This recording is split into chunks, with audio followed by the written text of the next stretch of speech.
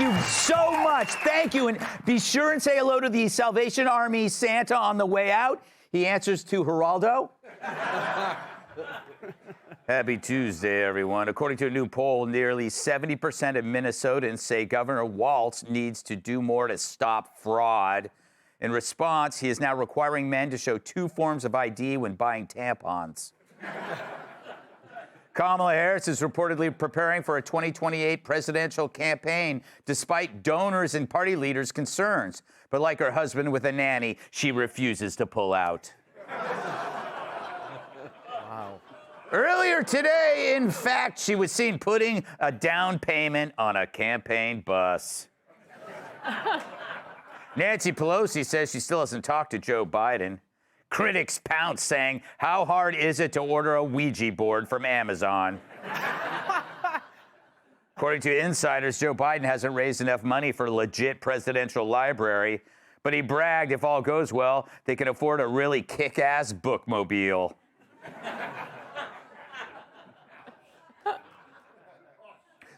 Interesting story. A family in Washington, D.C. says they've been getting dozens of Amazon packages intended for the nearby Arlo Hotel. The packages include cat food, vitamins, and a chainsaw, which answers the question, what's for lunch at the Arlo Hotel?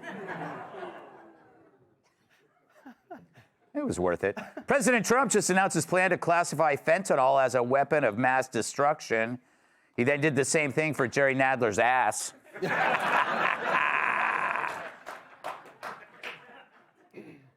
A new study claims that marijuana doesn't decrease pain or anxiety because participants in the study still couldn't get through 1 hour of Fox and Friends. That is so wrong. That is so wrong.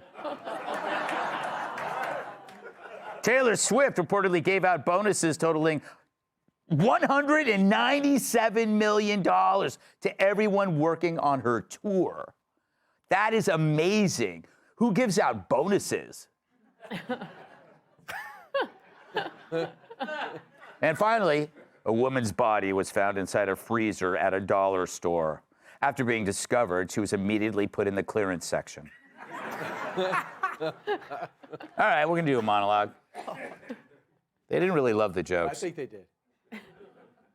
I wasn't asking you. Oh, sorry. So by now you've heard about Minnesota's Somali theft rings. Somehow a third world country hijacked the state without having to kidnap Tom Hanks. And these Somali pirates claim more booty than a meeting of the J-Lo fan club. Millions of taxpayer dollars meant for meal plans were stolen, some of which were funneled to the terror group Al-Shabaab.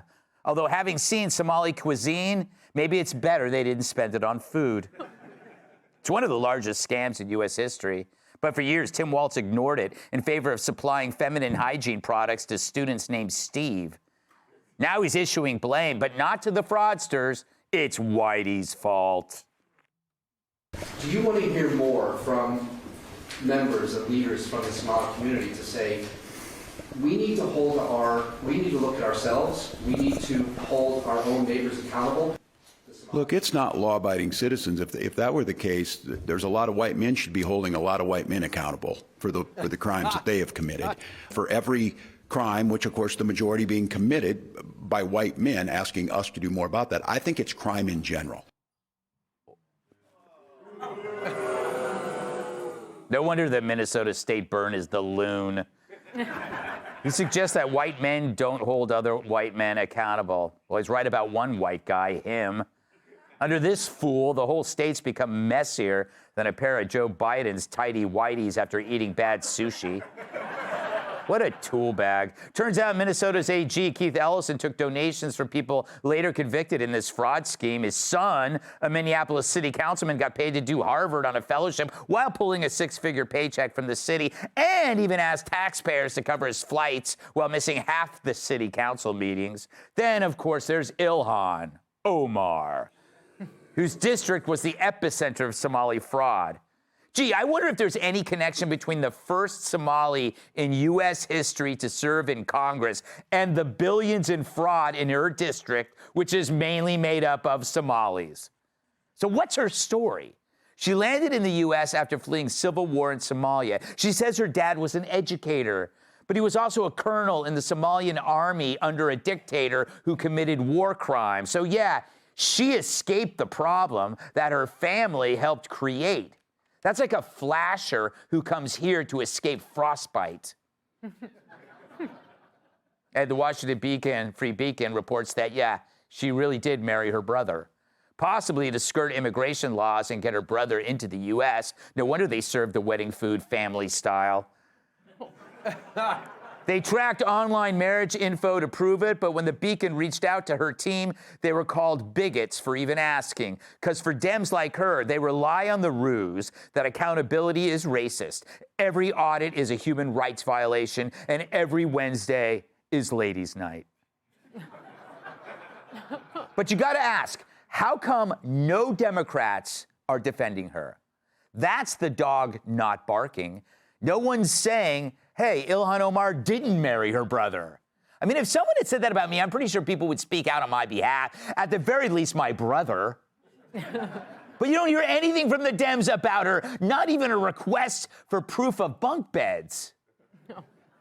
And they'll defend anything, including Sergeant a lot. So the question is why? What happened to Minnesota? It's a modest state full of hardworking people who love casseroles, Land O'Lakes butter, and women who throw their hat in the air. Oh, Mary. They didn't ask for a government that treats their tax money like baby oil at a Diddy party. So how did Minnesota become so corrupt? Well, here's the blueprint. They insulated protected communities that vote overwhelmingly Democrat, like the Somalis. And without oversight, the buffer enables all this corruption.